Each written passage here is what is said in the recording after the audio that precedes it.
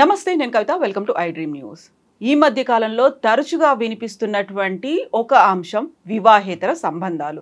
ఎందుకని అవి ఈ మధ్య తరచుగా వినిపిస్తున్నాయి? వివాదాస్పదం ఎందుకు అవుతున్నాయి? అవి విపరీతమైనటువంటి పరిణామాలకు ఎందుకు దారితీస్తున్నాయి?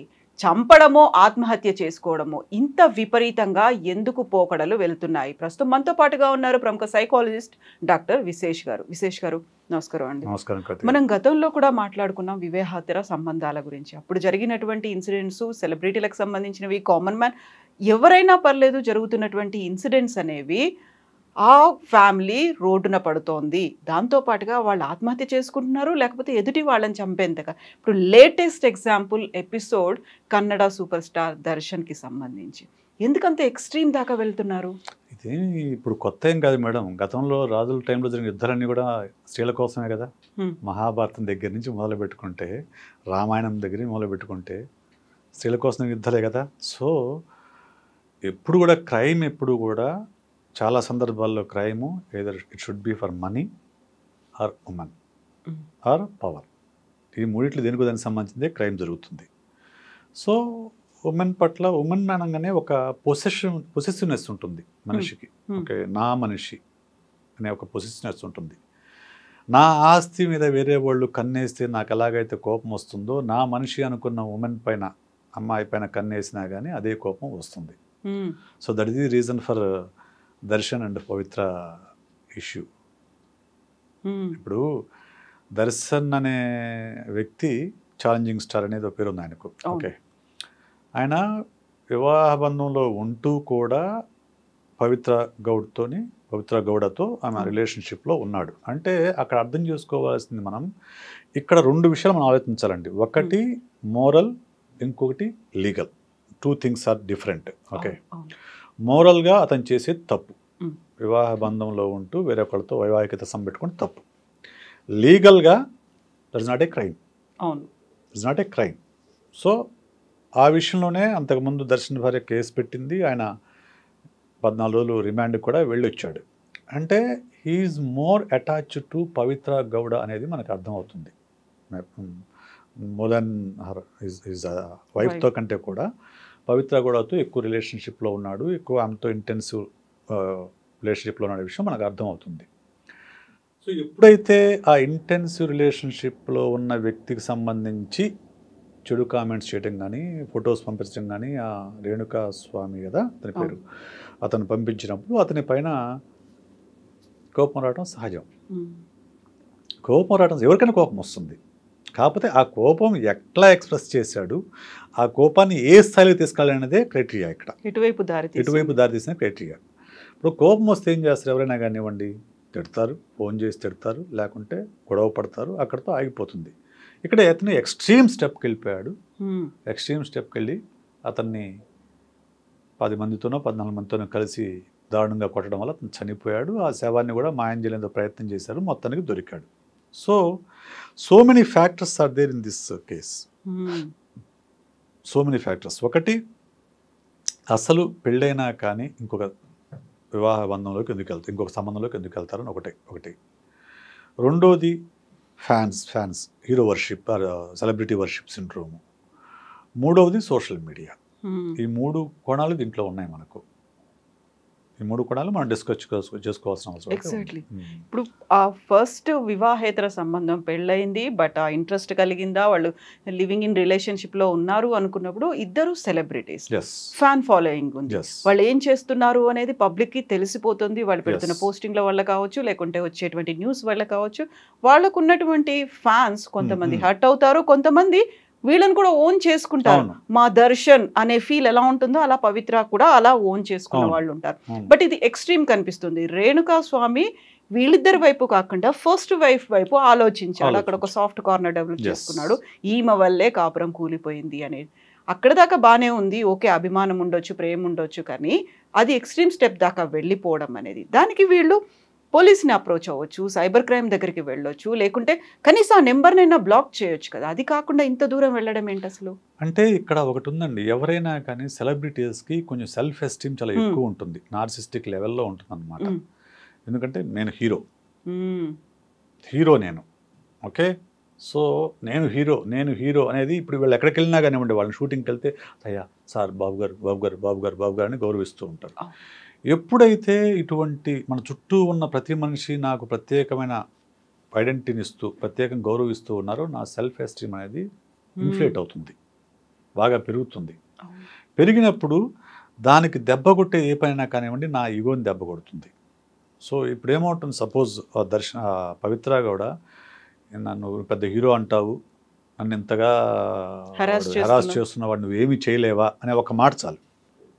ఆమె అందో లేదో నేను అంటలేదు, బట్ ఆమె దృష్టి తీసుకొచ్చింది కదా, తీసుకొచ్చినప్పుడు ఇగో హర్ట్ అయింది అతనికి.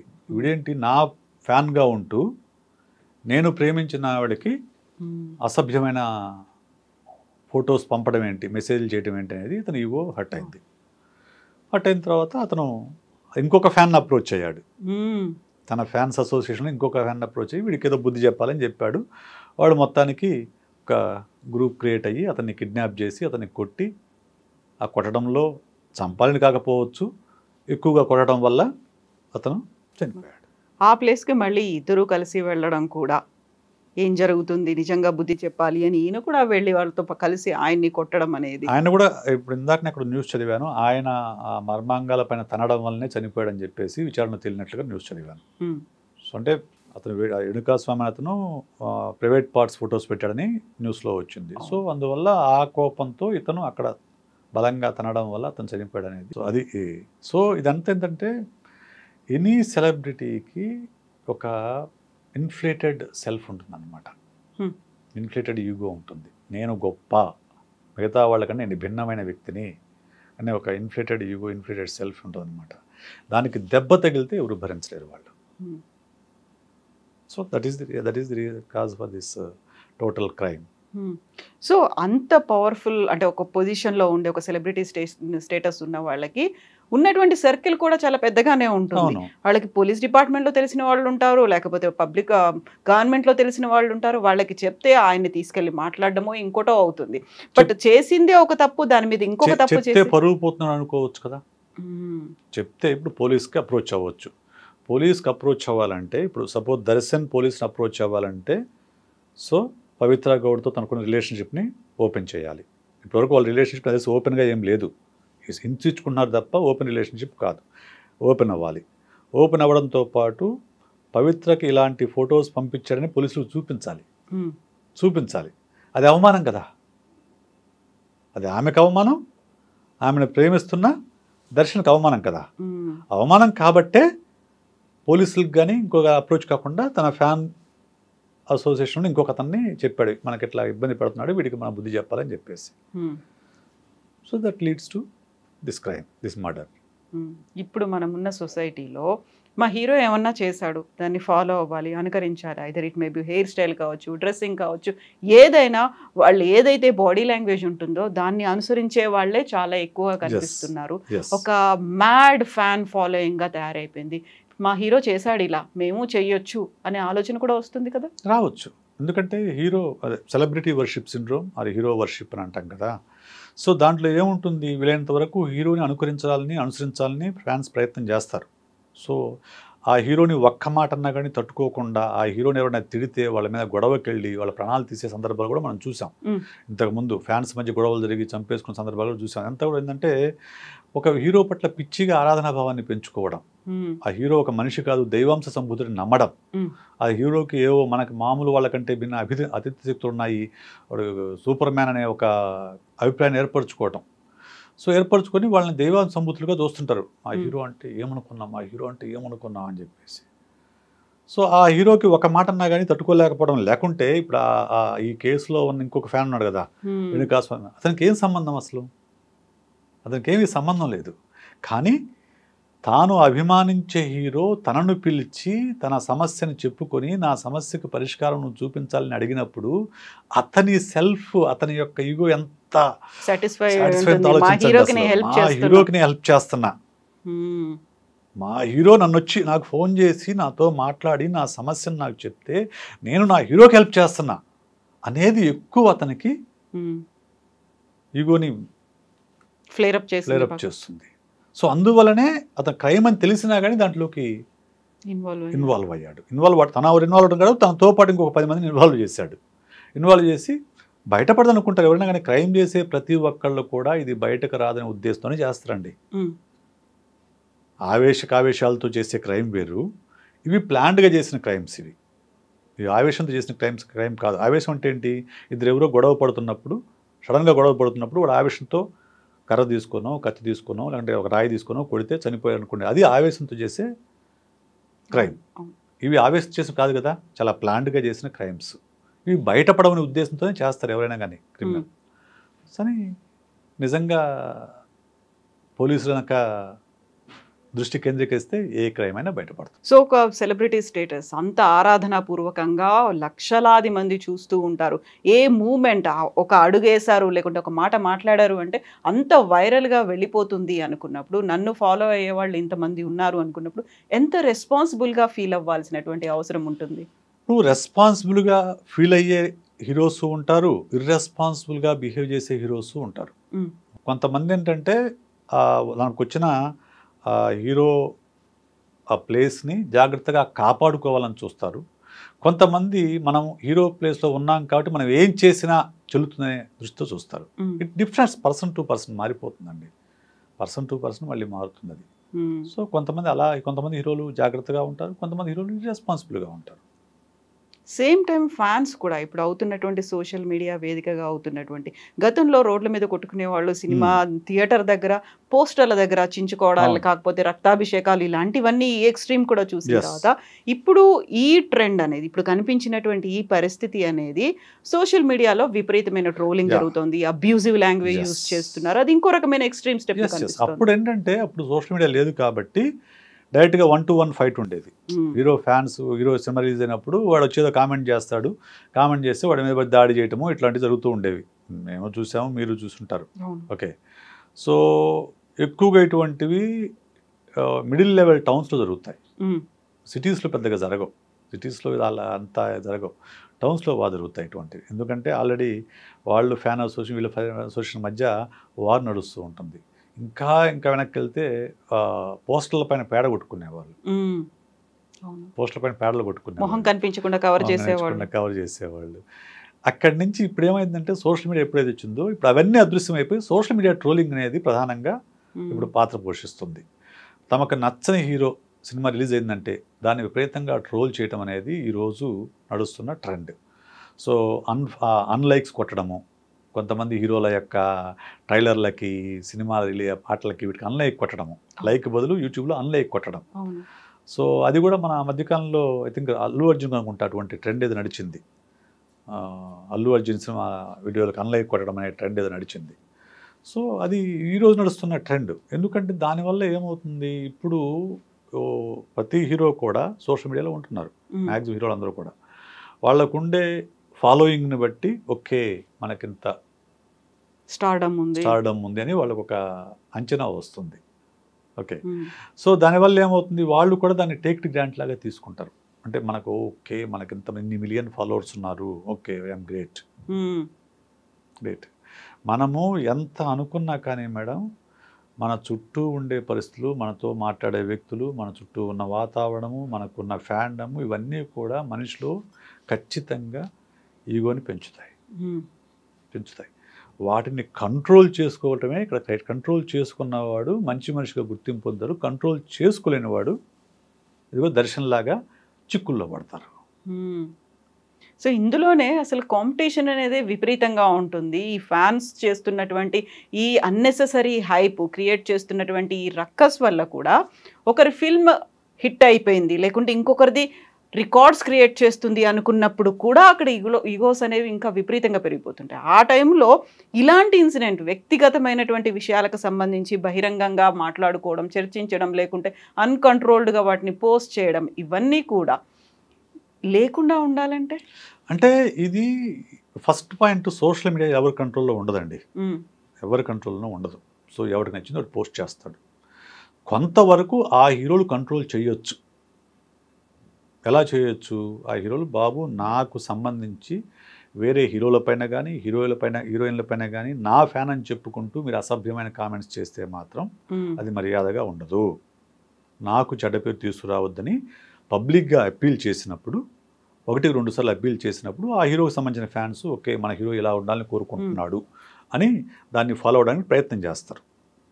కొన్ని సందర్భాల్లో ఏమవుతుంది, హీరోలే ఎంకరేజ్ చేస్తారు అవతల వాళ్ళని ట్రోల్ చేయడాన్ని, హీరోలే ఎంకరేజ్ చేస్తారు. సో అటువంటి ఎంకరేజ్ చేసే హీరో దొరికినప్పుడు ఖచ్చితంగా అది ఒక ట్రోలింగ్ ఫ్యాక్టరీగా మారుతుంది. వాళ్ళు దాన్ని అడ్వాంటేజ్గా తీసుకుంటారు.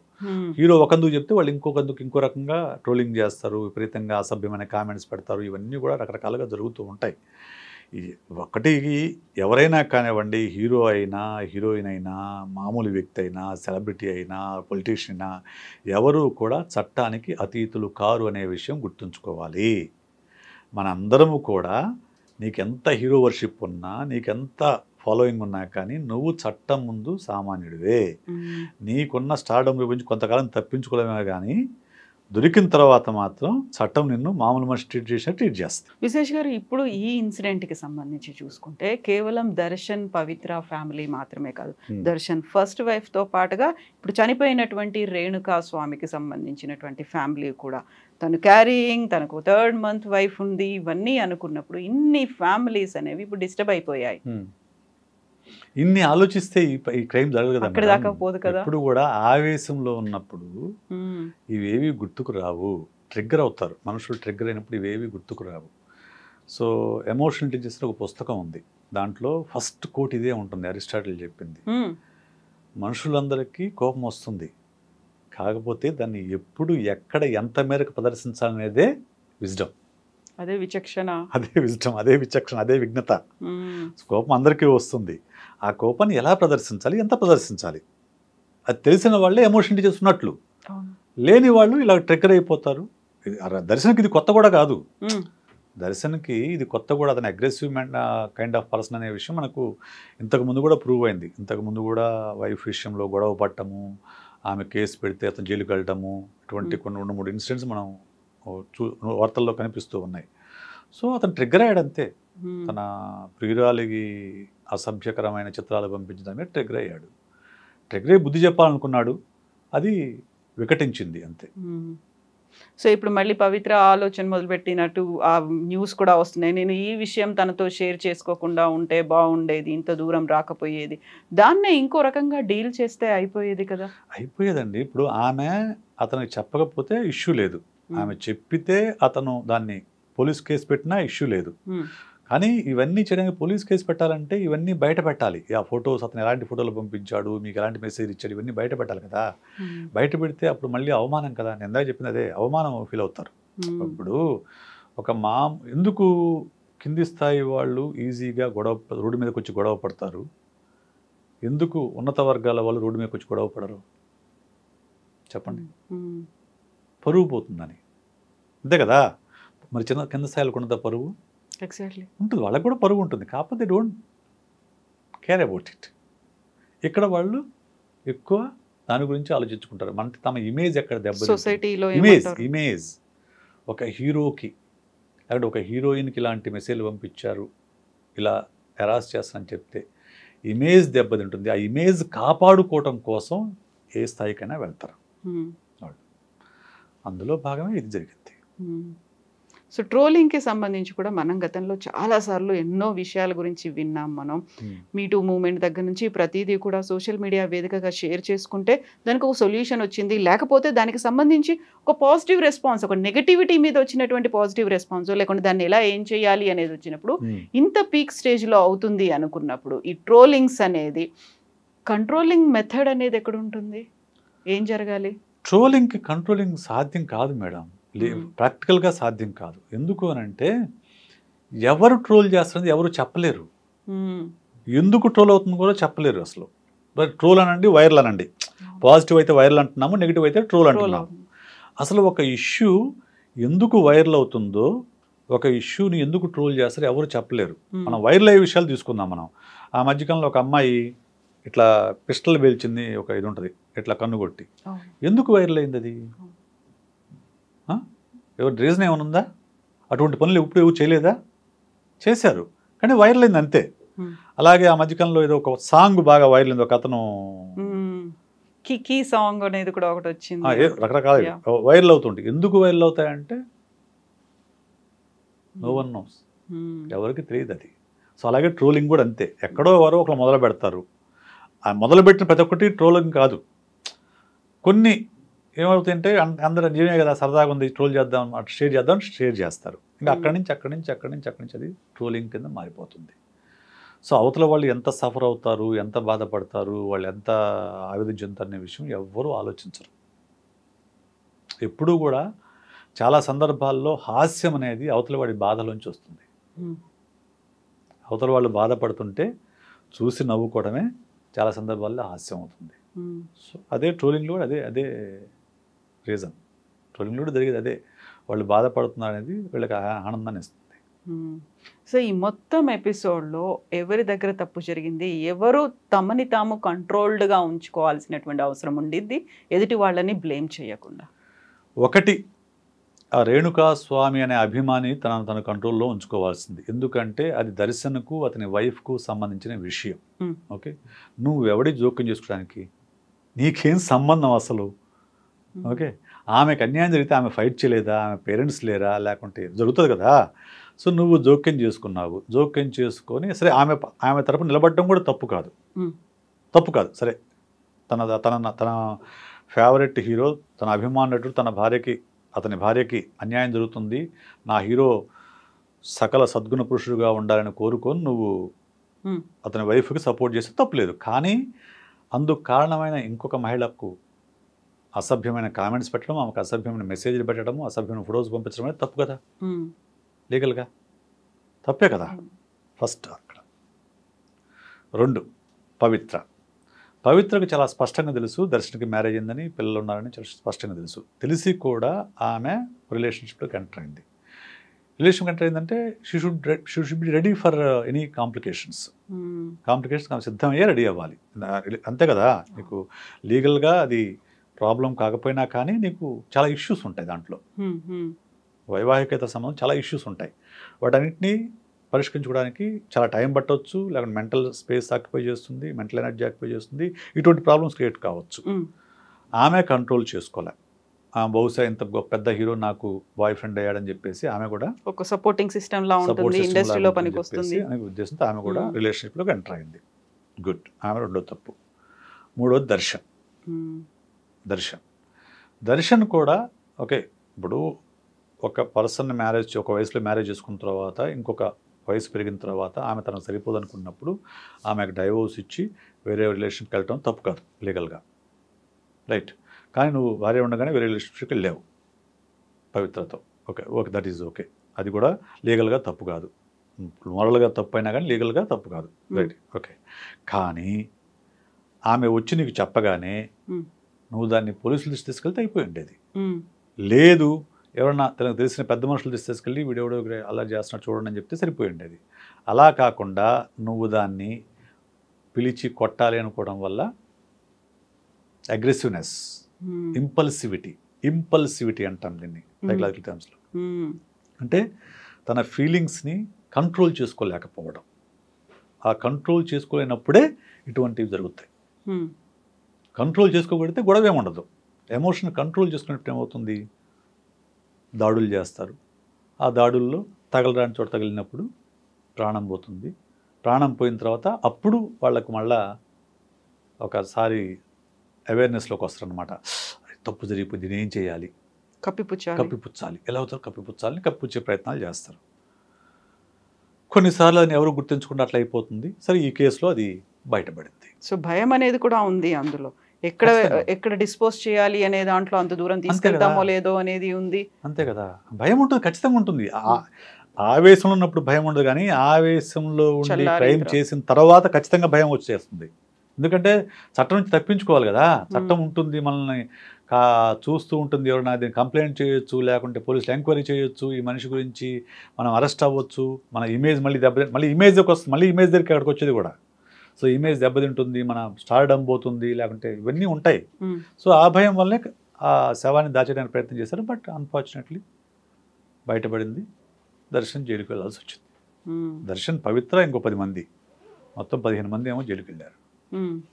సో మెయిన్గా మనకు కనిపిస్తున్నది ఈ 4 ఫ్యామిలీ కాదు, వెనకాల దీనికి సంబంధించి ప్రత్యక్షంగా పరోక్షంగా అన్నీ చేసినటువంటి ఎప్పుడు ఒకటి గుర్తుపెట్టుకోవాలి మేడం, ఎమోషన్స్ లేకపోవడము సమస్య, ఎపతి అంటాం. ఎమోషన్స్ ఎక్కువగా ఉండడము సమస్య, లేకపోవడము సమస్య, ఎక్కువగా ఉండడము సమస్య. మధ్యలో బ్యాలెన్స్గా ఉన్నవాడే మానసికంగా ఆరోగ్యంగా ఉన్నట్టు లెక్క. సో మీరైనా, నేనైనా, దర్శన్ అయినా, మరొక వ్యక్తి అయినా కానీ లైఫ్ని బ్యాలెన్స్డ్గా నడుపుకోవడమే చేయాల్సింది. ఆ బ్యాలెన్స్ తప్పినప్పుడు ఖచ్చితంగా ఇటువంటి సమస్యలే వస్తాయి. ఎస్ విశేష్ గారు, థ్యాంక్ యూ సో మచ్ అండి. Thank you.